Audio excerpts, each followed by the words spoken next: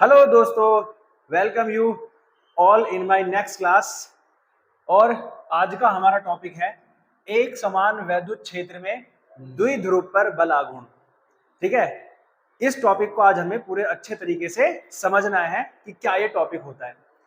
तो देखो, बहुत आराम से समझना है और इसका जो है इंपॉर्टेंस बहुत ज्यादा है और ये काफी ज्यादा महत्वपूर्ण टॉपिक है, तो इसको भी एकदम तरीके से समझना है। तो है क्या ये एक समान वैद्युत क्षेत्र में द्विध्रुव पर बल आघूर्ण। तो इसमें करना क्या है कि मान लीजिए हमारे पास में एक वैद्युत क्षेत्र है ये, ठीक है, और ये कैसा वैद्युत क्षेत्र है? एक समान। किस प्रकार का वैद्युत क्षेत्र है? एक समान वैद्युत क्षेत्र है। और इस वैद्युत क्षेत्र में हमने क्या रख दिया? एक द्विध्रुव रख दिया। ठीक है, अब धीरे धीरे मैं आपको सारी चीजें समझाऊंगा कि क्या क्या है, कैसे कैसे है। इसमें हमने क्या रख दिया? एक द्विध्रुव। अब द्विध्रुव किसे कहते हैं भाई? जिस पर एक माइनस का चार्ज होता है और एक प्लस का चार्ज होता है, और दोनों के बीच की दूरी कितनी होती है? 2l। अब इस 2l को मैं ऐसे डिवाइड कर लेता हूं कि ये इसका मध्य भाग है, तो ये वाली होगी l और ये वाली होगी आपकी l। ठीक है, समझ में आया? तो ये हमने इसकी दो भागों में डिवाइड कर दी। अब ये जो आपको ध्यान से समझना है कि ये क्या है? बल आघूर्ण है। ये क्या होता है, क्या नहीं होता है, इसे आराम से समझिएगा। तो जैसे यहाँ पर दो चार्ज हैं, एक है माइनस का और एक है प्लस का, दो आवेश है। और मैंने आपको बताया था कि जब भी कोई आवेश वैद्युत क्षेत्र में रखा जाता है, जब भी कोई आवेश वैद्युत क्षेत्र में रखा जाता है, तो वह आवेश उस पर क्या लगाता है? बल लगाता है। या वैद्युत क्षेत्र आवेश पर क्या लगाता है? बल लगाता है। अब ये जो हमारा चार्ज है, ये कौन सा चार्ज है? प्लस का चार्ज है। तो इस पर जो बल लगेगा ये इन the direction of the electric field लगेगा। ठीक है, और F बराबर क्या होता है आपका? Q इंटू ई। तो यानी प्लस क्यू के कारण, क्योंकि प्लस क्यू की जो डायरेक्शन होती है वो इलेक्ट्रिक फील्ड के डायरेक्शन में होती है, तो प्लस क्यू के कारण जो बल होगा F बराबर कितना होगा? Q E. ठीक है, इन the direction of electric field, वैद्युत क्षेत्र की दिशा में। वैसे ही एक दूसरा आवेश भी रखा है यहाँ पर, और दूसरा आवेश कौन सा है? माइनस का क्यू। तो क्या ये माइनस का क्यू भी इस पर, इस वाले वैद्युत क्षेत्र पर बल लगा रहा होगा? बिल्कुल लगा रहा होगा। और इसकी डायरेक्शन क्या होगी? Opposite to the electric field. तो इसके लिए भी बल लगेगा F is equal to Q E. ठीक है, लेकिन डायरेक्शन दोनों की क्या है? अपोजिट है। ठीक है, ऐसे एक वाला ऐसे है तो दूसरा वाला ऐसे, दोनों की डायरेक्शन क्या होगी? अपोजिट होगी। अब जब भी आप ध्यान से सुनिएगा, अब यहीं पर मैं आपको समझा रहा हूं कि ये बलाघूर्ण जो है ये क्या होता है। ठीक है, अब ध्यान से सुनो। एक क्या है? एक बल प्लस क्यू के कारण है, जो किसकी दिशा में लग रहा है? इन the direction of electric field, जो वैद्युत क्षेत्र की दिशा में है। और दूसरा एक बल लग रहा है माइनस क्यू के कारण, जो इसके बिल्कुल क्या है? अपोजिट है। तो वो कितना है? F बराबर वो भी क्यू ही है और ये बराबर भी F बराबर क्यू ही है। तो याद रखो, जब मैं आपको बताता हूं कि बलाघूर्ण होता क्या है, कि जब भी एक वस्तु पर, देखिए मान लीजिए जैसे ये वस्तु है ना, ये ऐसे रखी है, जब भी इस वस्तु पर दो इक्वल और अपोजिट फोर्स, ठीक है, जैसे मेरा हाथ है ना, एक बार ये वाला और एक बार ये अंगूठा, तो अंगूठा और उंगली दोनों मिलकर इस पर फोर्स अप्लाई कर रहे हैं। तो जब भी किसी वस्तु पर दो इक्वल और अपोजिट फोर्स एक साथ काम करते हैं, दो इक्वल एंड अपोजिट फोर्स क्या काम करते हैं? एक साथ काम करते हैं, तो क्या बनाते हैं? बलाघूर्ण बनाते हैं। लेकिन ध्यान रखिए, उनकी लाइन ऑफ एक्सिस है ना, उनकी जो रेखा है वो दोनों की एक ही नहीं होनी चाहिए। जैसे मैं आपको समझाऊं रेखा से, अगर मान लीजिए वो फोर्स ऐसे है, एक्स एक्सिस पर है ना, अगर एक्स एक्सिस पर ये वाला F है और ये वाला भी F है, तो ये तो एक दूसरे को कैंसिल कर देंगे ना। ठीक है, तो उनकी लाइन ऑफ एक्सिस है ना, जो एक्स की रेखा है वो एक नहीं होनी चाहिए। अगर एक इधर लग रहा है तो एक इसके ऊपर लगना चाहिए, है ना, या इसके नीचे लगना चाहिए। तो लाइन ऑफ एक्सिस सेम नहीं होनी चाहिए, क्योंकि सेम होगी, है ना, उनकी अक्षीय रेखा सेम होगी तो क्या होगा? वो एक दूसरे को कैंसिल कर देंगे और फिर वो बलाघूर्ण नहीं बनेगा। तो इनकी लाइन ऑफ एक्सिस देखो, ऊपर वाले की ये है और इस वाले की ये है, तो इनकी जो अक्षीय रेखा है वो एक जैसी नहीं है। इसी कारण ये क्या करते हैं? बलाघूर्ण बनाते हैं। समझ में आ गया? या ऐसे भी हो सकता है, एक ऊपर की तरफ और एक नीचे की तरफ, तो ये भी F है और ये भी F है ना, लेकिन इनकी लाइन ऑफ एक्सिस सेम है, तो क्या ये इसको एक टॉर्क प्रदान करेंगे? क्या ये इसको एक बलाघूर्ण देंगे ताकि ये रोटेट कर पाए? कभी ऐसा नहीं होगा, क्योंकि ये दोनों एक दूसरे को क्या कर देंगे? कैंसिल कर देंगे। ठीक है, तो याद रखिए, बलाघूर्ण तभी बनता है जब दोनों की लाइन ऑफ एक्सिस क्या हो? अलग अलग हो, सेम ना हो। तो याद रखिए, मैंने क्या बताया? बलाघूर्ण, जो आपका बलाघूर्ण है वो क्या होता है कि जब किसी वस्तु पर, है ना, बलाघूर्ण क्या होता है कि जब किसी वस्तु पर दो बराबर परंतु, ठीक है, बराबर परंतु विपरीत बल, बराबर परंतु विपरीत बल, ठीक है, एक साथ काम करते हैं, एक साथ काम करते हैं, जिनकी अक्षीय स्थिति, जिनकी अक्षीय स्थिति, ठीक है, भिन्न है, भिन्न है, तो वो किसका निर्माण करते हैं?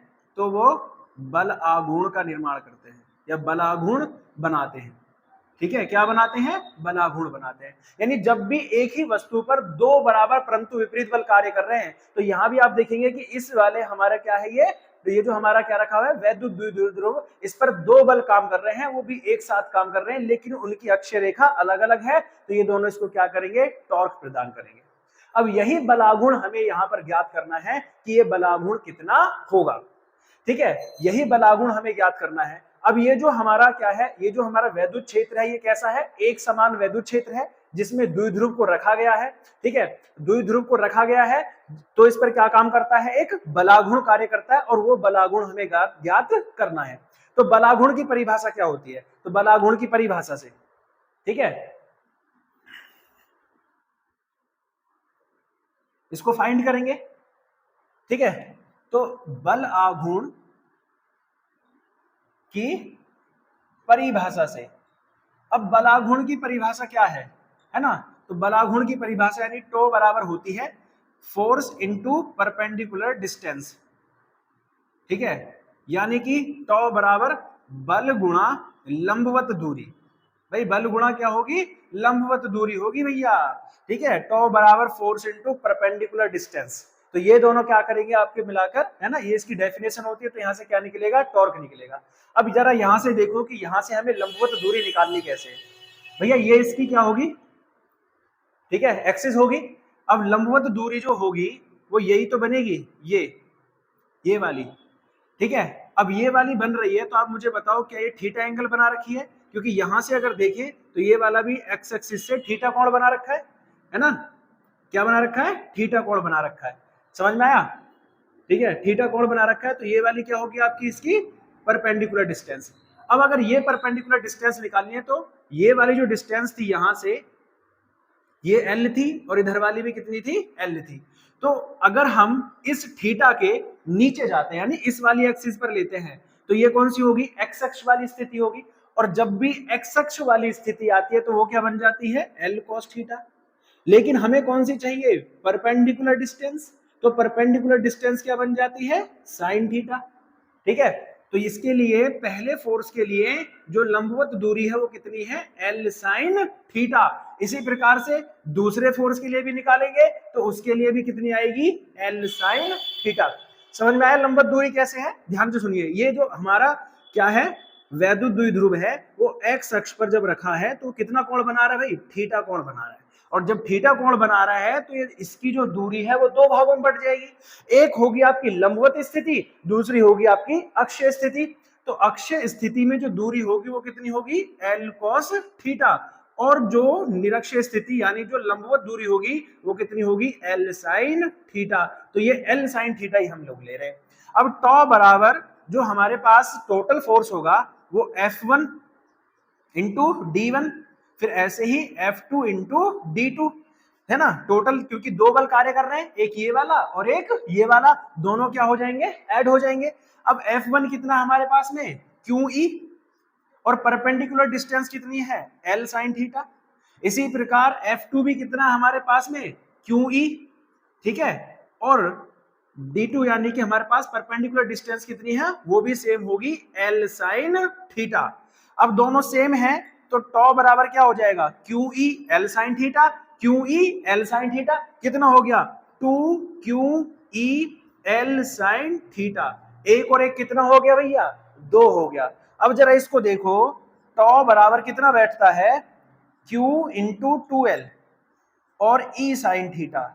अब ये बताओ, ये आपने देखा है ना? तो आपको नजर आ रहा होगा, हाँ यार ये तो कहीं देखा है। अब ये किसकी वैल्यू होती है? ये वैल्यू होती है Q इंटू 2L, ये तो P की वैल्यू होती है ना? किसकी वैल्यू है ये? P की वैल्यू है, यानी द्विध्रुव का आघूर्ण।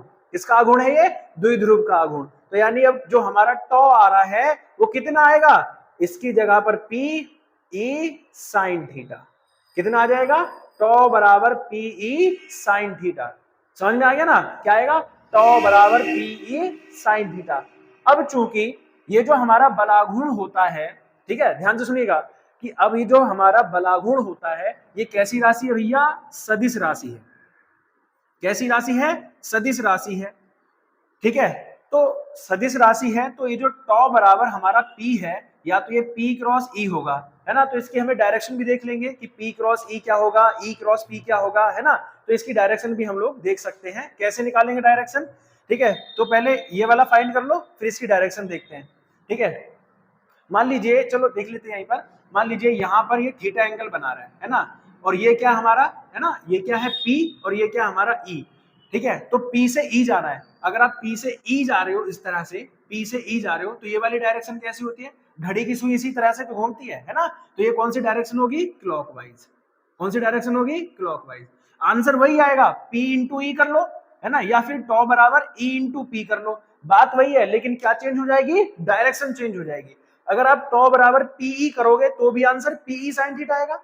अगर आप टॉ बराबर ई इंटू पी करोगे तब भी आंसर पीई साइन थीटा आएगा। लेकिन क्या चेंज हो जाएगी? बस डायरेक्शन, क्योंकि टॉ बराबर क्या होगा? पीई साइन थीटा में कैसी डायरेक्शन है? क्लॉकवाइज। और अगर आप ई पी लेंगे, है ना, ई क्रॉस पी लेंगे, तो डायरेक्शन कौन सी होगी भाई?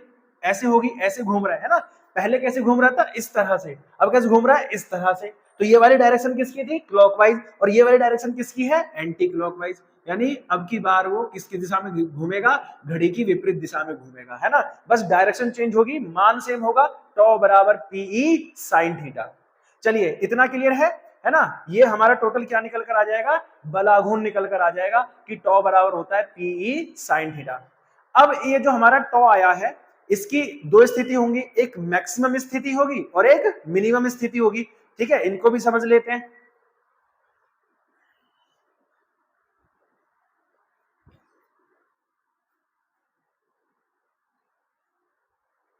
तो जैसे हमारा वैल्यू आया टॉ बराबर पीई साइन थीटा। वैल्यू क्या आया? टॉ बराबर पीई साइन थीटा। अगर इस टॉ का मान हमें मैक्सिमम निकालना है, मैक्सिमम मतलब अधिक, है ना, अधिक निकालना है, तो टॉ मैक्सिमम होना चाहिए। क्या होना चाहिए? मैक्सिमम होना चाहिए। टॉ मैक्सिमम कब होगा? जब ये थीटा का मान भी क्या हो जाएगा? मैक्सिमम।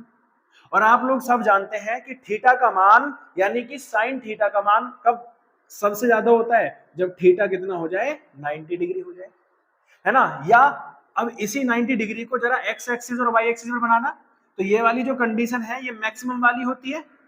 क्या इसके अपोजिट वाली भी मैक्सिमम नहीं हो रही? तो ये नीचे देखो, इतना अगर हम चलते हैं, यहां से चलते हैं तो 90, है ना, यहां से और चलते हैं तो कितना हो जाएगा आपका? 180, और चलते हैं तो 270, इस तरह से बदलता जाता है। तो ये वाली जो स्थिति होती है, ये वाली 90 की होती है, ये वाली 180 की, और ये वाली 270 की। तो 90 और 270 पर, 90 और 270 पर इसका वैल्यू क्या होगा? मैक्सिमम होगा, है ना। 90 स्थिति, ये 180 हो गया, और ये कौन सा हो गया? 270। तो ऐसी वाली कंडीशन में, इस वाली कंडीशन में एक 90 डिग्री है और एक कौन सा है? 270 डिग्री है। तो इस पर क्या होता है? वैल्यू इसकी मैक्सिमम होगी। पीई और साइन 90 अगर आप रखेंगे तो टॉ की वैल्यू क्या होगी आपकी? सबसे ज्यादा मैक्सिमम होगी, टॉ बराबर पीई। ठीक है, इसको पी क्रॉस ई भी आप लिख सकते हैं। दूसरी क्या होगी? मिनिमम स्थिति भी देखनी है इसकी। ठीक है, तो मिनिमम कब होगा? मिनिमम कब होगा? जब टॉ बराबर, जैसे हमारे पास है टॉ बराबर पीई साइन थीटा, ये मिनिमम कब होगा? जब ये साइन में थीटा क्या होगा? मिनिमम होगा। और साइन थीटा मिनिमम कब होता है? एक तो 0 डिग्री पर और एक 180 डिग्री पर। अब ये मिनिमम क्यों होगा? इसको जरा एक डायग्राम से समझो। ठीक है, मान लीजिए ये देखो, है ना, मान लीजिए हमारे पास में एक इलेक्ट्रिक डाइपोल है, वैद्युत द्विध्रुव। ठीक है, यहां माइनस क्यू है, यहां प्लस क्यू है। ठीक है, यहां पर क्या है? माइनस क्यू, यहां पर क्या है? Plus Q. इस माइनस क्यू और प्लस क्यू पर, ठीक है, यहां जो बल लग रहा था वो, है ना, प्लस क्यू के कारण जो बल बताया था, मैंने क्या बताया था? In the direction of electric field Q E. और माइनस क्यू के कारण जो बल होता है opposite to the direction of ठीक है, इलेक्ट्रिक फील्ड यानी वैद्युत क्षेत्र के विपरीत दिशा में लगेगा। अब जरा देखो यहाँ पर एक बल कहाँ लग रहा है, इधर की तरफ, एक बल कहाँ की तरफ लग रहा है, इधर की तरफ। तो दोनों बल इसे ऐसे खींच रहे हैं, क्या इसको ऐसे घुमाने की कोशिश कर रहे हैं? नहीं ना, ऐसे नहीं घुमा रहे हैं, ये क्या कर रहे हैं, इन दोनों को ऐसे खींच रहे हैं। अगर ऐसे खींच रहे हैं तो क्या ये इसको घुमाएंगे? कभी नहीं घुमाएंगे। क्या इस पर बलाघूर्ण लगेगा? कभी नहीं घूमेगा। क्या ये रोटेट करेगा? नहीं करेगा। तो इसका मतलब क्या होगा, कौन सी स्थिति होगी, या तो 0 डिग्री स्थिति होगी, यानी या तो थीटा कितना हो जाए, 180 हो जाए, या फिर कौन सी डिग्री हो जाए, 0 डिग्री हो जाए। अब अगर इसे घुमाकर 180 कर दें, इस वाली स्थिति को घुमाकर, यहां माइनस है और यहां प्लस है, अगर इसे घुमाकर 180 कर दें तो 180 कैसे होगी, ध्यान से इधर देखो, है ना, ये इलेक्ट्रिक फील्ड है, एक समान वैद्युत क्षेत्र है। अब अगर इसे मैं घुमा दूं, 180 घुमाऊंगा तो माइनस वाला इधर पहुंच जाएगा और प्लस वाला इधर आ जाएगा। तो ये स्थिति कुछ इस तरह से हो जाएगी, है ना, इधर आ जाएगा माइनस का और इधर आ जाएगा आपका प्लस का, और ये आपके बीच की स्थिति। ठीक है, अब प्लस वाले के कारण जो वैद्युत बल होता है वो कहाँ की ओर होगा, इन द डायरेक्शन, है ना, इधर की तरफ होगा। और इसके कारण जो बल होगा वो in the opposite direction of, है ना। तो अब ये यहां पर देखो, ये कौन सी स्थिति होगी, 180 डिग्री वाली। 0 डिग्री वाली में समझ में आया, 0 डिग्री वाली में ऐसे खींच रहा है, और यहां वाली में क्या कर रहा है, ऐसे सिकोड़ रहा है ना, ऐसे दबाने की कोशिश कर रहा है, ऐसे देखो, ये बल इधर की तरफ लग रहा है और ये वाला बल इधर की तरफ लग रहा है, तो दोनों को ऐसे पुश कर रहा है। तो क्या ये इसको कोई टॉर्क प्रदान कर रहा है? क्या ये दोनों बल इसको कोई बलाघूर्ण प्रदान कर रहे हैं? नहीं। जब बलाघूर्ण प्रदान नहीं कर रहे तो इस स्थिति में साइन थीटा बराबर कितना हो गया, 0, और टॉ बराबर अगर 0 हो जाएगा तो साइन 0 रखोगे, और साइन 0 की वैल्यू भी कितनी होती है, 0 होती है। तो उस स्थिति में टॉ बराबर भी कितना हो जाएगा, 0, क्योंकि इस पर कोई बलाघूर्ण कार्य नहीं कर रहा दोनों ही स्थिति में। तो ये वाली जो स्थिति होगी ये कौन सी होगी, आपकी मिनिमम स्थिति होगी, कि ना तो यहां बल कार्य कर रहा है और ना ही यहां बल कार्य कर रहा है। तो 0 डिग्री पर भी आपने देखा कि दोनों फोर्स अपोजिट हो गए, जो क्या काम कर रहे हैं, एक दूसरे को, मतलब क्या इस वैद्युत द्विध्रुव को ऐसे खींच रहे हैं, यानी कि एक दूसरे को कैंसिल कर रहे हैं। और यहां पर आप देख रहे हैं तो ऐसे सिकोड़ने की कोशिश कर रहा है ना, ऐसे सिकोड़ने की कोशिश कर रहा है, यानी यहां पर भी ये दोनों बल क्या कर रहे हैं, इसको कोई टॉर्क प्रदान, बलाघूर्ण प्रदान नहीं कर रहे। क्योंकि मैंने बलाघूर्ण की परिभाषा बताई थी कि जब उनकी अक्षीय स्थिति क्या हो, डिफरेंट हो, तो वो क्या करते हैं, उसको घुमाने की कोशिश करते हैं। यही काम वैद्युत क्षेत्र का भी होता है। देखिए वैद्युत क्षेत्र क्या काम करता है ना, कोई भी आप द्विध्रुव रखिए और द्विध्रुव को ऐसे रखिए कि वो क्या है, इसकी लाइन और एक्सिस क्या है, अलग अलग है। तो द्विध्रुव का काम ये सॉरी वैद्युत क्षेत्र का काम ये होता है कि द्विध्रुव पर इस प्रकार बल लगाए, इस तरह से इसको घुमाने की कोशिश करे ताकि ये किसकी डायरेक्शन में आ जाए, ये वैद्युत क्षेत्र की दिशा में आ जाए, है ना। वैद्युत क्षेत्र की दिशा में इसको लाने का कार्य करता है। इस तरह से जो बल लगाएगा, इस तरह से, है ना, ये देखो यहाँ पर ये बल लगाएगा और इसे कौन सी डायरेक्शन में लाने की कोशिश करेगा, वैद्युत क्षेत्र की डायरेक्शन में इसे लाने का प्रयास करेगा। यही जो बल लगाता है वो, है ना, ये जो दो बल लगते हैं यही मिलकर क्या कहलाते हैं, बलाघूर्ण। लेकिन यहाँ पर दोनों ही स्थिति में ये घुमाने वाला जो कार्य यहाँ पर नहीं हो रहा, इसलिए कौन सी स्थिति होगी, आपकी मिनिमम स्थिति। ठीक है, ये समझ में आया। उसके साथ साथ ये जो होती है ये आपकी, है ना, एक होती है, इसमें ही आपकी मैं समझा देता हूं, संतुलित स्थिति है और दूसरी असंतुलित स्थिति है ना। संतुलित स्थिति है और दूसरी असंतुलित, यानी कि स्थिर और अस्थिर। अब इसे आप समझिए, है ना, इसको ऐसे समझ सकते हैं, स्टेबल और अनस्टेबल। ठीक है, ये स्टेबल कब रहेगा और अनस्टेबल कब रहेगा। मान लीजिए यहां पर मैंने इसको टॉर्क दिया, है ना, यहां पर मैं इसको घुमाने की कोशिश कर रहा हूं। अगर मैं इसको घुमाऊं, है ना, ये जो द्विध्रुव है इसको मैं घुमाऊं, इसकी स्थिति बदलूं, और ये जैसे मैं इसकी स्थिति बदलता हूं और इसे मैं अपना हाथ हटा लेता हूं तो ये वापस से अपनी कंडीशन में लौट आता है ना, ऐसे वापस से। देखा होगा ना, निडल आपने एकदम फटाक से वापस लौट आती है ना। इधर की तरफ घुमाता हूं तो भी ये मैं ऐसे घूमा थोड़ी देर के लिए, फिर हटाया, फिर वापस अपनी कंडीशन में आ गया। तो ऐसी स्थिति में कि जब उस पर बल लगाया जाए लेकिन बल हटाते ही वो क्या हो जाए, अपनी वापस स्थिति में आ जाए, इसको हम क्या कहते हैं, संतुलित स्थिति। लेकिन असंतुलित स्थिति में क्या होगा कि यदि हम इस पर बल लगाते हैं लेकिन बल लगाने के बाद भी ये वापस अपनी स्थिति में लौटकर ना आए, है ना, इस पर जरा सा भी आपने फोर्स लगाया तो ये उधर की तरफ ही घूम गया भाई, है ना, अब वापस अपनी कंडीशन में लौट कर नहीं आ रहा। अब इसमें वो ट्रिन वाला काम नहीं हो रहा, हाँ वो ट्रिन, है ना, वो वाला कार्य नहीं हो रहा। अभी ये क्या रहेगा, जहां कर दिया वही रहेगा, है ना। तो ये कौन सी होगी, इसकी असंतुलित स्थिति। वापस अपनी स्थिति ज्ञान नहीं कर रहा तो ये कौन सी होती है, असंतुलित स्थिति। अगर ये वापस लौटकर अपनी वही कंडीशन पर आ जाता है तो वो कौन सी होती है, आपकी संतुलित स्थिति हो जाती है। तो ये पूरा आपका क्या था, वैद्युत द्विध्रुव पर लगने वाला बल युग्म का आघूर्ण। अगर आपको ये वीडियो अच्छी लगी हो, है ना, और इसके साथ में कोई आपका डाउट है तो प्लीज कमेंट में बताइएगा। और अगर आपको वीडियो अच्छी लगती है तो चैनल को सब्सक्राइब करिएगा। मिलेंगे नेक्स्ट वीडियो में, तब तक के लिए बाय बाय।